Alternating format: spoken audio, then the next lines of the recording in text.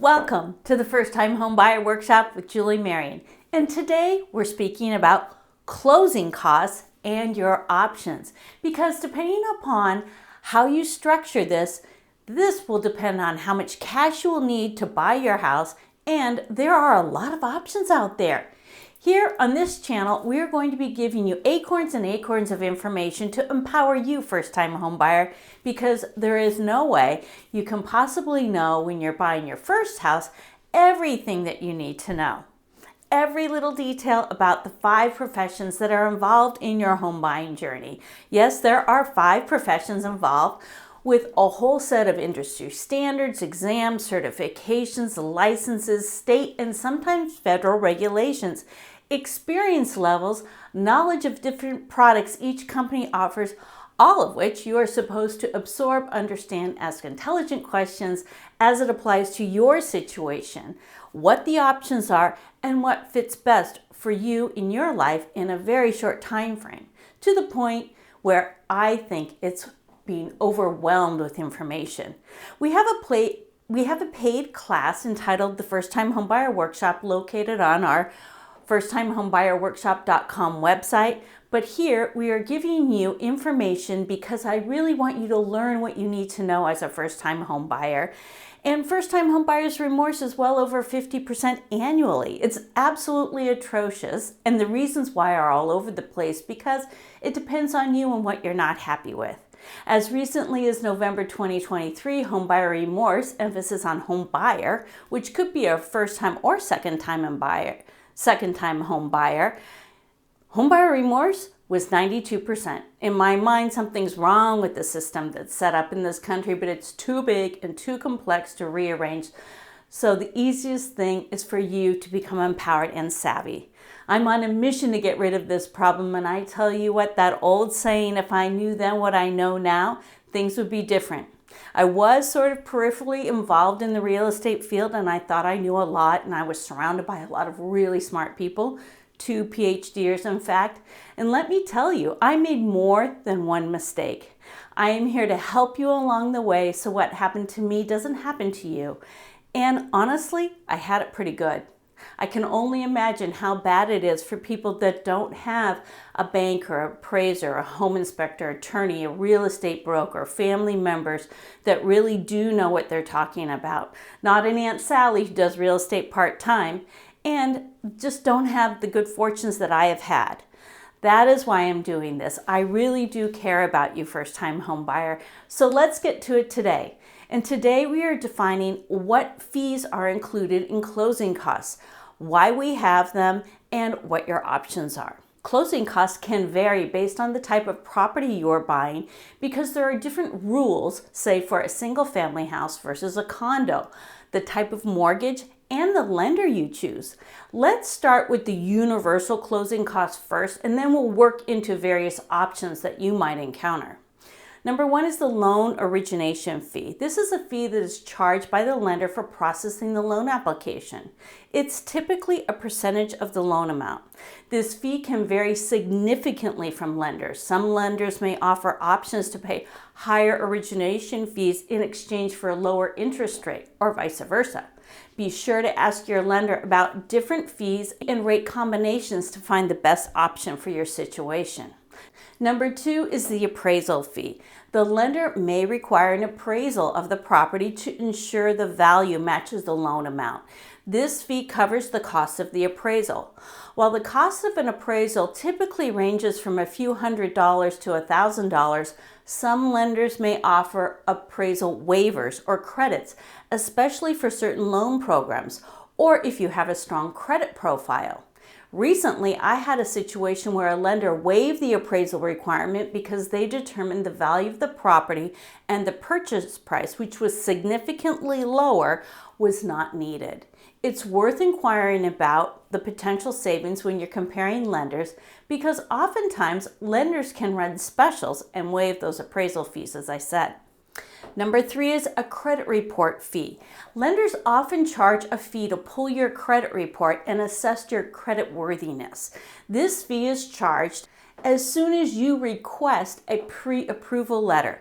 And when you do have a lender run your credit, it's best if you have several lenders you are considering, have them run it all at the same time so that the credit bureaus look at this activity as one inquiry and not one day and then 4 months later you ask for another inquiry.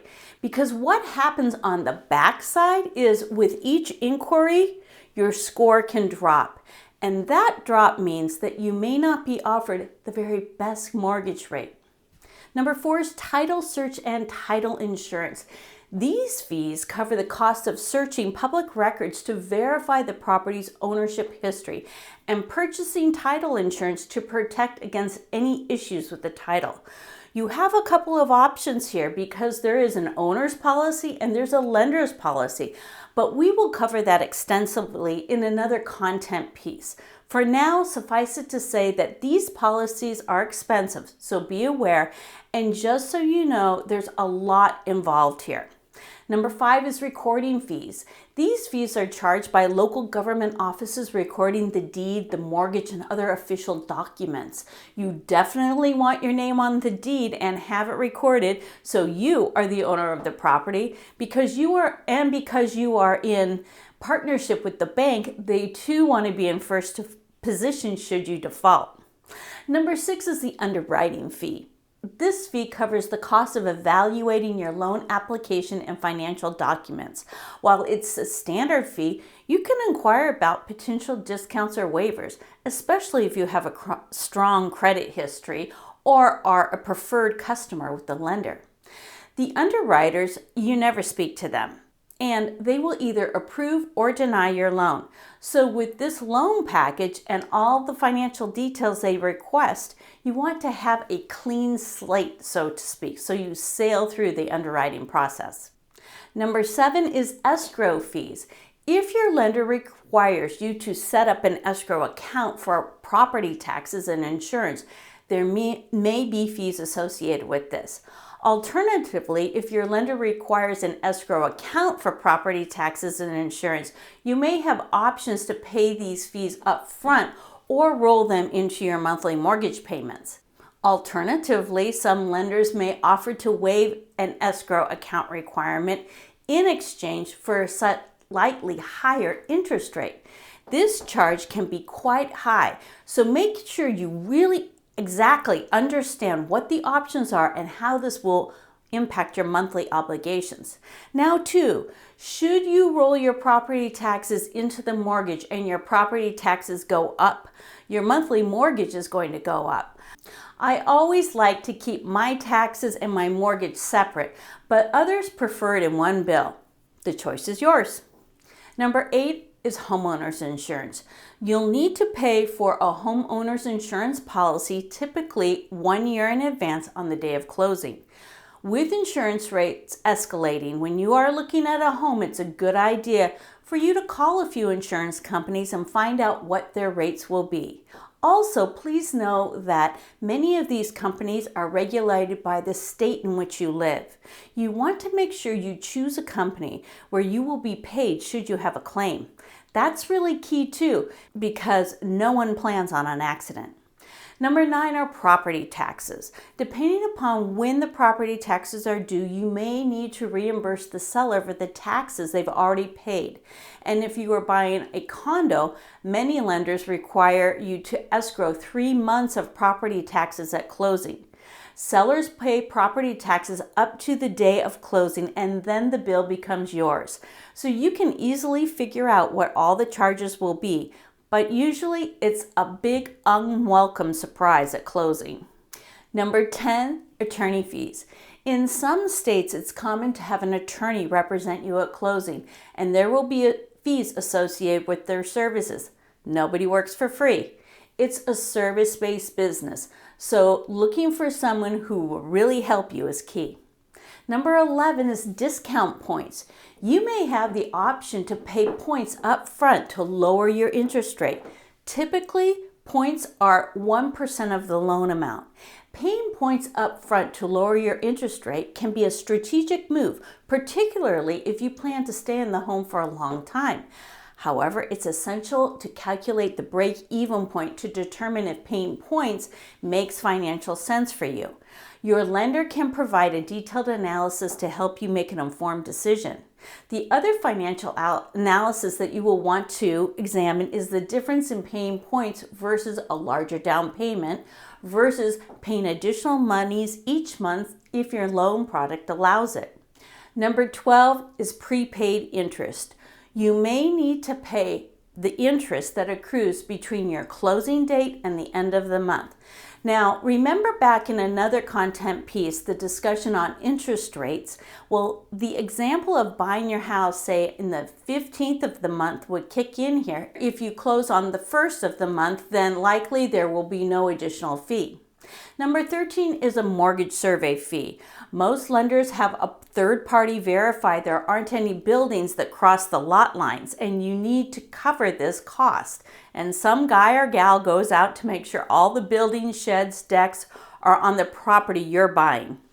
Number 14, finally, if you use a mortgage broker, then most likely there will be a fee associated with the services of this professional, because this person is taking your financial profile and shopping you around to find you the best type of loan. And those people are paid when they sell a mortgage to you. Banks, on the other hand, they offer what the bank board has approved, so often there isn't a fee associated with those services. It's important to note not all these fees will apply in every situation, and some costs can be negotiated or waived. When shopping for a mortgage, it's a good idea to get loan estimates from multiple lenders so you compare the closing costs and choose the option that is best for your needs and budget. Additionally, be sure to ask each lender for a breakdown of their closing costs so you can understand exactly what you're paying for. A truth in lending disclosure is required as part of the loan application, but it comes a little late in my opinion, and the problem with that disclosure is it's not property specific, and many of the fees like insurance and property taxes are property specific. There are two types of first-time homebuyer discounts or incentives. The first-time discount or special that a lender will just waive a fee because you're a first-time homebuyer. All you have to do is ask. Then there are government-assisted programs where the government will give you money should you be qualified based on your income, and it typically comes in the form of closing cost assistance. Some nonprofit organizations have down payment assistance. Now, with the government program, there are strings attached, and it depends on the state you are buying in and what the program is the nonprofit has put together. For example, there could be limits on the amount of income, the house price, the location, and the length of stay you must live in the house for. Now, if you qualify for these programs on one salary, but as soon as you add the second salary, you may not qualify. So you might want to just buy the house with one person. And that doesn't mean the second person can't be on the deed. That's a completely different situation. The other component for qualifying is for this government assistance is that you usually need to attend a counseling session to educate you about the home buying process, budgeting, credit management, and more. Sometimes, especially in presidential election years, the candidates say they are going to increase home ownership incentives. And while there is a certain amount of money available for the government program I was just describing, well, what about everyone else? Well, during these seasons of presidential elections, oftentimes there are state and federal home ownership tax credits, and those incentives can help reduce the amount of income tax owed, so you keep your eye out or your ear out for these political promises. There are also grants for home renovations. In addition to down payment assistance, some programs provide grants specifically for making home improvements or renovations. This can be especially helpful for first-time buyers purchasing older homes that may need updating. They are usually entitled Weatherization grants, and what happens is that people need to apply at a local nonprofit that administers state and federal funding. These programs would be well after you purchase the house, and again, it's very limited. Remember, this is well after you purchase the house, maybe a couple years down the road. Homework, yes. This week, take a look at what the banks are advertising and what specials they're running. For example, one time I saw a special being run for doctors that had recently graduated from medical school. They got special rates if they purchased a mortgage through that particular lending institutions. Teachers is also another category of professionals banks like to give special promotions to. I never got any of these things, but they're out there. So if you can take advantage of it, do it. There you have it. That's this content piece of home buying knowledge. We invite you to take our free mini course called Homebuying Chaos Unwrapped, available at thefirsttimehomebuyerworkshop.com. Until next time, from the team at the First Time Homebuyer Workshop with Julie Marion, bye for now.